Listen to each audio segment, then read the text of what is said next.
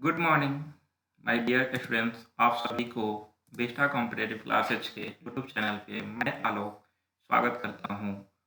आप सभी कैसे हैं ज़रूर बताएं। उम्मीद करता हूँ कि आप सभी बेहतर ही होंगे। तो आप सभी का करंट अफेयर्स जो है वो का तैयारी बेहतर चल रहा होगा, तो आप सभी देख रहे होंगे और आप सभी क्लास को लाइक सब्सक्राइब और शेयर भी अवश्य कर रहे होंगे। तो आप सभी वो करते रहें और अपने तैयारी को बेहतर करते रहें, क्योंकि आने वाले समय में बहुत सारा परीक्षा है जिसमें आप करंट के माध्यम से बेहतर कर सकते हैं परीक्षा में। इसलिए आप सभी देखें और तैयारी को मजबूत करते रहें। तो डेली की तरह आज भी हम लोग 17 नवंबर का करंट अफेयर्स देखेंगे, जो आपके परीक्षा की दृष्टि से अहम है। लेकिन उससे पहले डेली की तरह आज भी एक मोटिवेशनल कोट्स, भरोसा भगवान पर है तो जो लिखा है तकदीर में वही पाओगे, भरोसा खुद पर है तो भगवान वही लिखेगा जो आप चाहोगे। तो अगर भगवान पे भरोसा है तो भगवान तो आपको उतना देंगे ताकि आपको प्रॉब्लम ना हो, लेकिन अगर आपको अपने पे भरोसा हो तो आपको भगवान कहीं उससे ज़्यादा देंगे। तो आप जो है किस्मत के भरोसे ना बैठें, अपने मेहनत पे विश्वास कीजिए। और अगर आपको अपने मेहनत पे विश्वास है तो आप एक दिन जो है वो इतिहास रच सकते हैं, बना सकते हैं। तो इस तरह से आप मेहनत करते रहें और मेहनत पे विश्वास रखें, बिल्कुल आप सफल होंगे। तो आप मेहनत करें और मैं भी आपके साथ मेहनत कर रहा हूँ, आपके लिए अच्छा से अच्छा प्रश्न ला रहा हूँ। तो आप सभी देखें और क्लास को शेयर करते रहें। और इसी के साथ आइए आज के जो महत्वपूर्ण प्रश्न है, वैसे सारे प्रश्नों को देखते हैं। एक नंबर प्रश्न है, भारत में राष्ट्रीय प्रेस दिवस मनाया गया। तो भारत में राष्ट्रीय प्रेस दिवस कब मनाया गया? तो ये ध्यान रखिएगा, हर वर्ष 16 नवंबर को भारत में प्रेस दिवस मनाया जाता है। तो ध्यान रखना है कि प्रेस जो होता है वो लोकतंत्र का चौथा स्तंभ होती है। तो के प्रेस जो है वो देश के लिए बहुत महत्वपूर्ण भूमिका अदा करती है। इसलिए हर वर्ष राष्ट्रीय प्रेस दिवस मनाया जाता है। ध्यान रखना है, इसमें मीडिया के मौजूदगी के रूप में मनाया जाता है, जो कि आपका जो है देश में बहुत अहम योगदान माना गया है, इसलिए चौथा स्तंभ कहा जाता है। और आपको पता होना चाहिए कि हमारे लोकतंत्र को सशक्त बनाने में प्रेस की स्वतंत्रता बहुत जरूरी है। और प्रेस स्वतंत्र है तभी जो है वो देश के मुख्य मुद्दा को लाकर जो है देश के सामने पटल पर रखती है। तो इस तरह से प्रेस की बहुत महत्वपूर्ण भूमिका है और उसकी भूमिका को अदा करने के लिए ही हर वर्ष राष्ट्रीय प्रेस दिवस 16 नवंबर को मनाई जाती है। और 16 नवंबर को ही ध्यान रखिएगा, अंतर्राष्ट्रीय सहिष्णुता दिवस मनाई जाती है। अंतर्राष्ट्रीय सहिष्णुता दिवस 16 नवंबर को ही मनाई जाती है और इसका उद्देश्य है कि असहिष्णु समाज के हानिकारक परिणाम हो और राष्ट्र पर इसके प्रभाव के बारे में लोगों को शिक्षित करने के लिए मनाया जाता है। तो इस तरह से 16 नवंबर काफ़ी इम्पोर्टेंट है, आप ध्यान रखेंगे।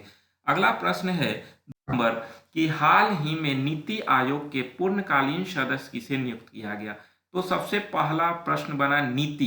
तो नीति का फुल फॉर्म होता है national institute of transforming India. NITI Aayog की स्थापना प्रधानमंत्री मोदी ने 1 जनवरी 2015 को किया था।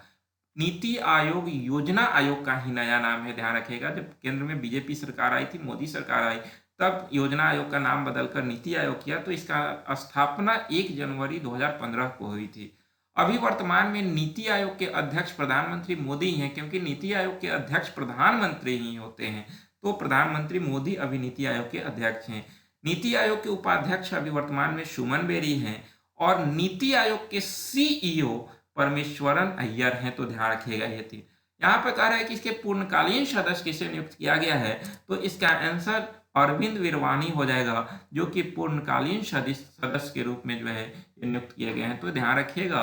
तो ये इसका हर पॉइंट आप ध्यान रखेंगे, आप इसको जो है वो नोट करते चलेंगे, ताकि आपके लिए आने वाला परीक्षा में इससे जो भी प्रश्न उठे आप जो है वो छोटे नहीं, उसे बनाकर आगे निकले, ताकि आपका रिजल्ट सुनिश्चित हो सके।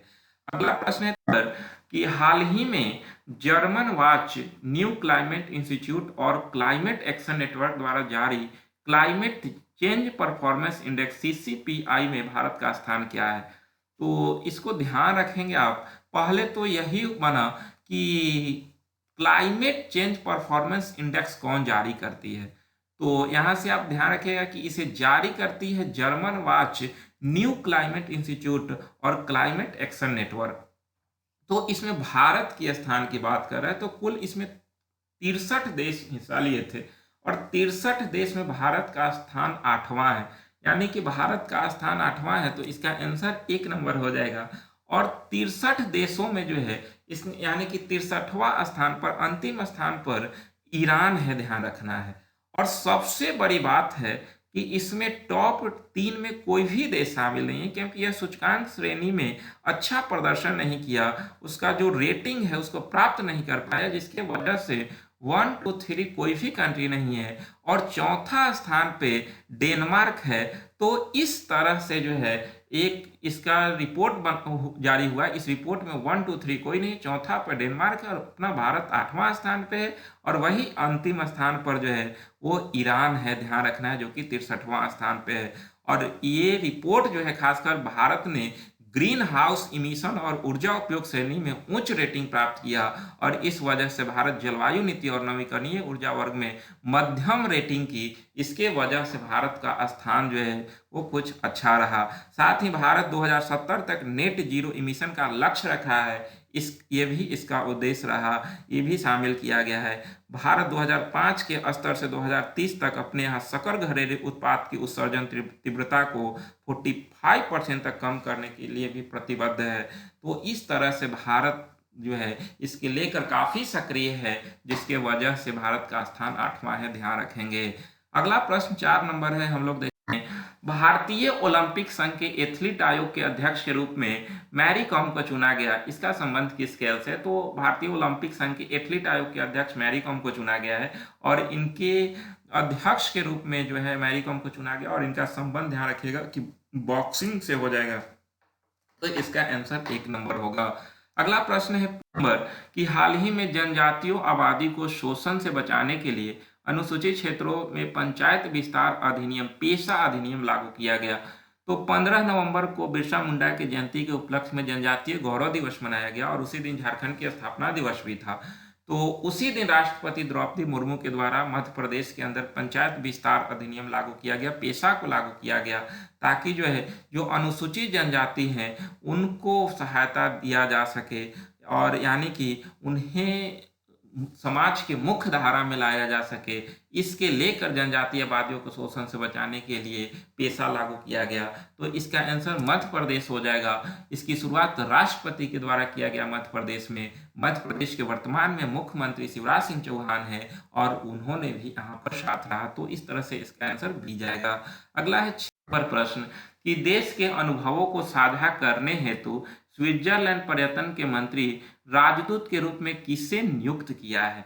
तो ध्यान रखिएगा कि देश के अनुभवों को साझा करने हेतु और अपनी जो है वो स्विट्जरलैंड पर्यटन के मैत्री राजदूत के रूप में शुरू किया। तो इसका आंसर तो ऐसे नीरज चोपड़ा हो जाएगा, क्योंकि भारतीय खिलाड़ी हैं ये। भाला फेंक देखे थे कि 2020 के टोक्यो ओलंपिक में भाला फेंक में इन्होंने स्वर्ण पदक हासिल किया था 16 अगस्त 2021 को, और उसी वर्ष से 16 अगस्त को जो है भाला फेंक दिवस भारत के अंदर मनाई भी जाती है।